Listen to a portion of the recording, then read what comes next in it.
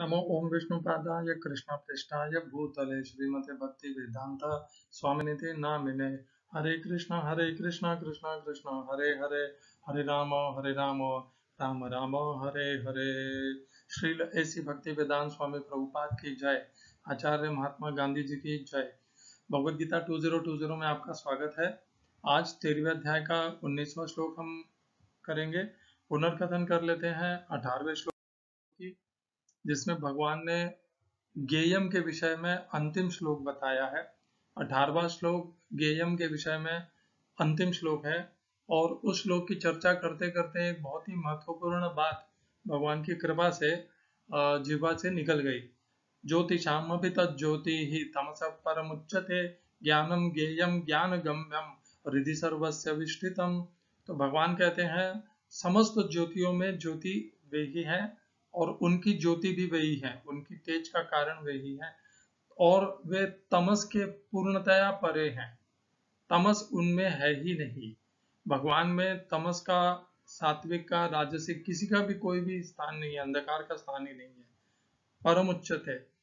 ज्ञानम ज्ञेयम ज्ञान गम्यम, वे स्वयं ज्ञान है, ज्ञेयम भी है, जानने योग्य भी है और ज्ञान गम्यम, ज्ञान के द्वारा प्राप्त होने योग्य भी वे ही है। और हृदय में सभी के, समस्त भूत प्राणियों के हृदय में भगवान निवास करते हैं। भूत प्राणी भगवान में आस्था रखे या न रखे, नास्तिक हो या आस्तिक हो, किंतु सबके भीतर उनके हृदय में भगवान सदैव विराजमान रहते हैं। जो आस्तिक होते हैं और जिनकी भगवान में श्रद्धा होती है, भगवान उनके साथ वार्तालाप भी करते हैं, अंतःकरण के माध्यम से उन्हें प्रेरणा भी देते हैं, उन्हें सही और गलत के मार्ग के विषय में बताते रहते हैं। और जो नास्तिक होते हैं वे अंतःकरण की बात सुनते ही नहीं हैं।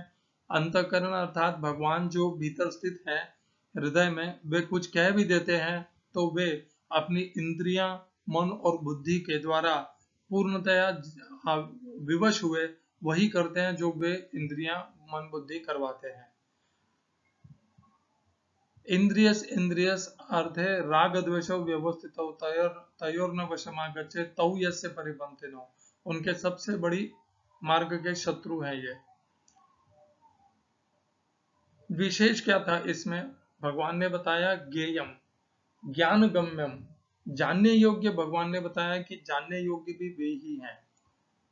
और अनायास ही ये बात निकल गई थी जीवा से कि हम सब भूत प्राणी जीवन भर प्रयत्न करते रहते हैं इस संसार को, संसार के भौतिक ज्ञान को प्राप्त करने के लिए, उस ज्ञान से फिर और पद, प्रतिष्ठा और कुछ प्राप्त करने के लिए या कल्याण करने के लिए अनेकों प्रकार का हमारी चेष्टाएं चलती रहती हैं। किंतु भगवान कहते हैं कि जानने योग्य ज्ञेयम केवल और केवल भगवान है। बाकी इस संसार की किसी भी वस्तु ज्ञान को प्राप्त करने जैसा है नहीं, उसके पीछे दौड़ने जैसा भी वह नहीं है। आश्चर्य नहीं है कि हम जब हमारे शास्त्रों में देखते हैं और ऋषि मुनियों की कथाएं देखते हैं तो वे ऋषि मुनि कोई बीटेक, एमटेक या पीएचडी या एमबीबीएस या सीए किए हुए नहीं होते थे, किंतु वे इस प्रकार भगवान को जान करके भगवान को प्राप्त हो जाते थे। तो इससे यह प्रमाणित होता है कि भगवान को प्राप्त करने के लिए भौतिक, शैक्षिक उपलब्धियों की आवश्यकता नहीं है। आवश्यकता है भगवान के प्रति एकनिष्ठ श्रद्धा और उनमें विश्वास।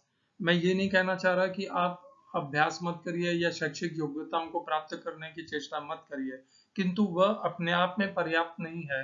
उनकी जो कमजोरी है और जहां तक उनकी सीमा है, उसका हमें सदैव बोध रहना चाहिए कि वे हमें इस संसार के विषय में ही सिखा सकती हैं और वे एक आधार बना सकती हैं जिस सीढ़ी पर अपने पैर रख करके हम अध्यात्म की तरफ प्रगति कर सकते हैं। भगवान तेजोमय, तेज के प्रकाश हैं, सब कुछ उन्हीं से उभरता है। भगवान ने कहा न तद भासयते सूर्य न शशांको न पावकः यद्गत्वा न निवर्तन्ते तद्धाम परमं मम। 15वें अध्याय में भगवान ये बोलते हैं, 15वें अध्याय का शायद 6वां या 7वां श्लोक है कि न सूर्य न चंद्रमा मेरे धाम को प्रकाशित करते हैं, क्योंकि भगवान का धाम अपने आप ही स्व प्रकाशित होता है। न तद भासयते सूर्य न शशांको न पावकः यद गत्वा न निवर्तन्ते तद धाम परमं मम। उस धाम को एक बार कोई व्यक्ति प्राप्त कर लेता है तो पुनः संसार में लौट करके नहीं आना पड़ता। और उसी अध्याय में 3 श्लोक आगे भगवान फिर कहते हैं, भगवान कहते हैं आगे, यदा दित्यगतम तेजः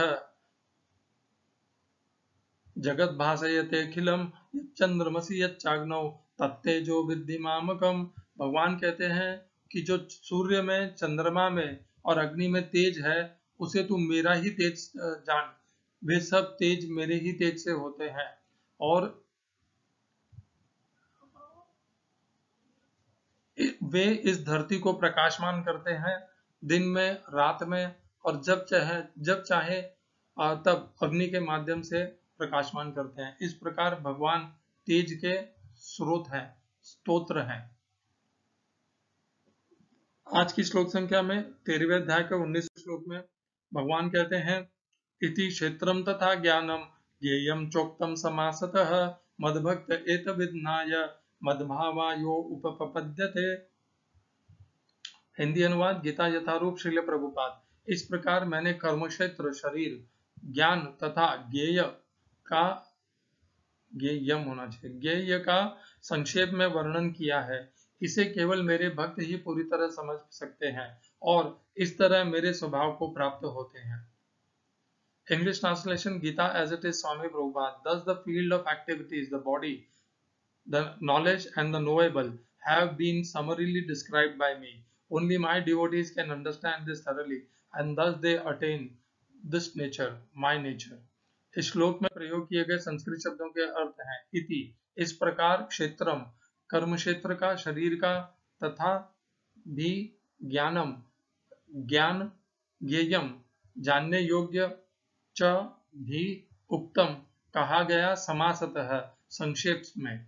दूसरी पंक्ति, मत, मेरे भक्त, मेरा भक्त, एतद, इस, यह सब, विज्ञाय, जानकर, मद भावाय, मेरे स्वभाव को, उपपद्यते, प्राप्त करता है।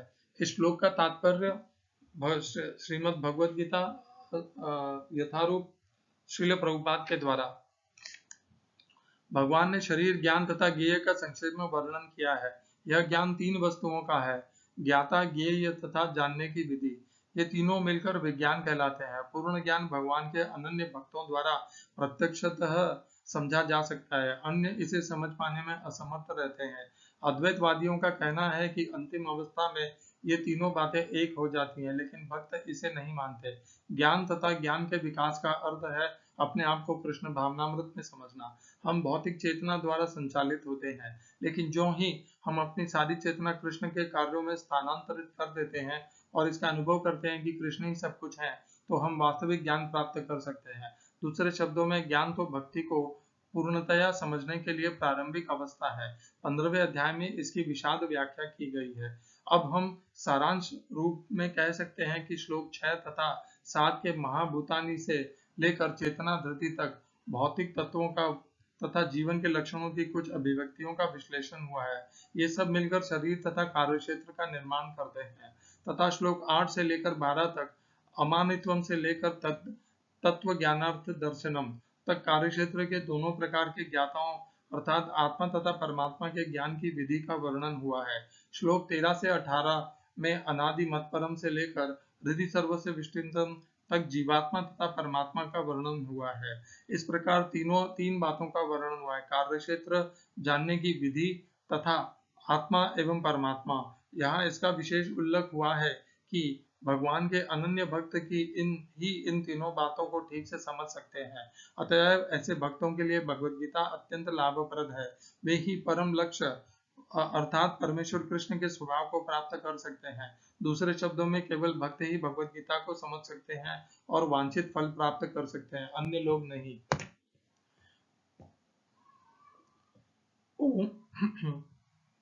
ओम अज्ञानतिमिरन्धस्य ज्ञानाञ्जनशलाकया चक्षुरुन्मीलितं येन तस्मै श्री गुरुवे नमः। एकं शास्त्रं देवकीपुत्र गीतम् एको देवो देवकीपुत्र एव एको मन्त्रस्तस्य नामानि यानि कर्मापेकं तस्य देवस्य सेवा। हरे कृष्णा। वैसे ये श्लोक एक समाप्ति का पूर्णता का श्लोक है और इसमें भगवान विशेष कुछ नहीं कह रहे हैं, किंतु इसमें विशेष फिर भी दिख गया है भगवान की कृपा से। इति क्षेत्रम तथा ज्ञानम ज्ञेयम चोक्तम समासतः। तो भगवान ने 5वें 6ठे श्लोक में क्षेत्रम अर्थात शरीर का पूरा विस्तार बताया। प्रभुपाद ने लिखा है 6ठे 7वें श्लोक में। हाँ, प्रभुपाद ने बताया वही सही है। 6ठे और 7वें श्लोक में भगवान ने क्षेत्र के 24 प्रकार के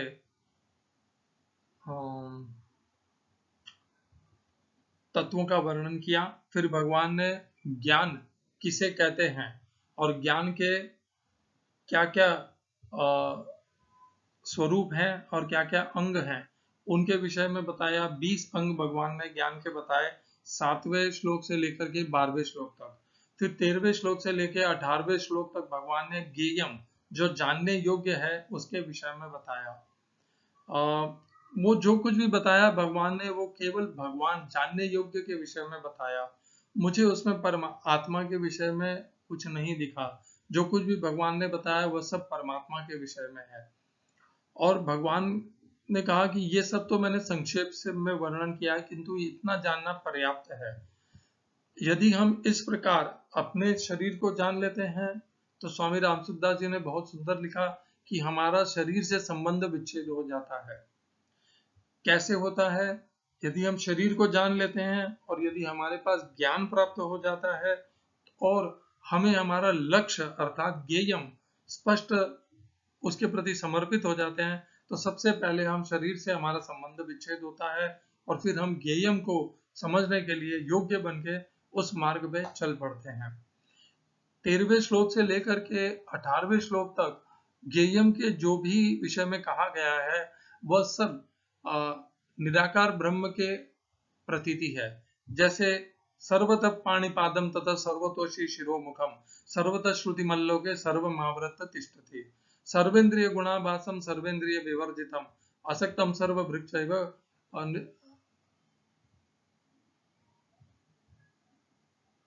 निर्गुणम गुण भोक्तो च बहिरन्तश्च भूतानां अचरम चरमेव च सूक्ष्मत्वात् तद विज्ञेयं दूरस्थम अविज्ञेयं दूरस्थम चान्तिके च तत् अविभक्तं च भूतेषु विभक्तमेव च स्थितं भूतभर्तृतज्ज्ञेयं ग्रसिष्णु प्रभविष्णु च ज्योतिषामपि तज्ज्योति तमसः परमुच्यते ज्ञानं ज्ञेयं ज्ञानगम्यं हृदि सर्वस्य विष्ठितम्। ये सब उस परमात्मा के विषय में कहा गया है जो सबके भीतर है, बाहर भी है, भीतर भी है, सबको आवृत करके रखा है, जिसके सर्वत्र जिसके हाथ पैर आंखें कान मुंह जिसके सर्वत्र फैले हुए हैं और जो भीतर बाहर सर्वत्र जो अविभक्त होते हुए भी विभक्त के जैसे सब शरीरों में सबके साथ स्थित रहता है। इस प्रकार परमात्मा पर ब्रह्म का यहाँ पर वर्णन हुआ है, साकार का कुछ भी नहीं हुआ है। भगवान ने क्या कहा? भगवान ने कहा मद भक्त एत वेदनाय, मेरे भक्त इसे इस प्रकार समझ करके। तो इससे क्या हमें समझ में आना चाहिए? बहुत सी बातें समझ में आनी चाहिए।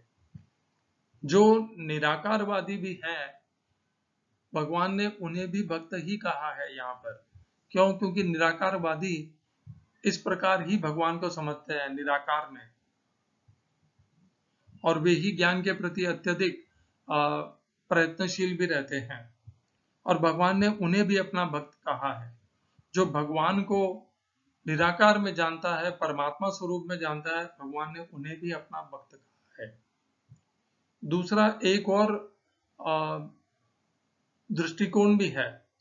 भगवान यह भी चाहते हैं कि जो साकार रूप के उनके भक्त हैं उन्हें भी भगवान भक्त ही कहते हैं।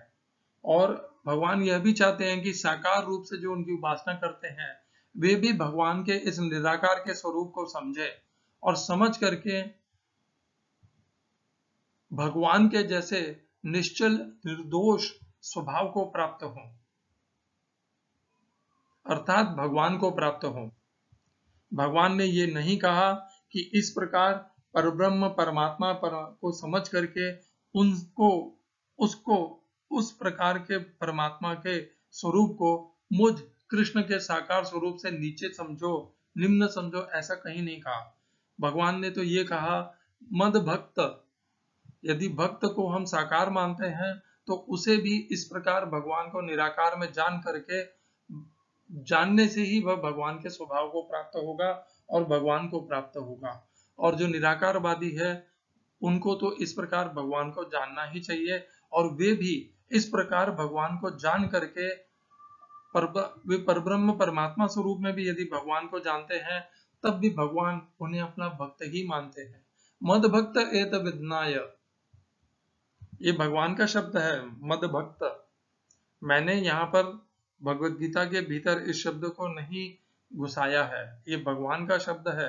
मद भक्त, जो भी इस प्रकार इसे जान लेता है भगवान उसे अपना भक्त मानते हैं, वह भले निराकार की उपासना करता हो या साकार की उपासना करता हो। मद भक्त एत विद्नाय, वह मेरे स्वभाव को प्राप्त कर लेता है। यदि भगवान ने यहाँ पर केवल साकारवादियों के लिए कहा है तब भी भगवान यह चाहते हैं कि साकारवादी भगवान के निराकार रूप की निंदा न करें, उसे निम्न न समझे और उसे भी समकक्ष ही समझें और भगवान को इस प्रकार निराकार में भी समझने, वे केवल साकार को न समझे, भगवान के इस निराकार परमात्मा परब्रह्म स्वरूप को भी समझे।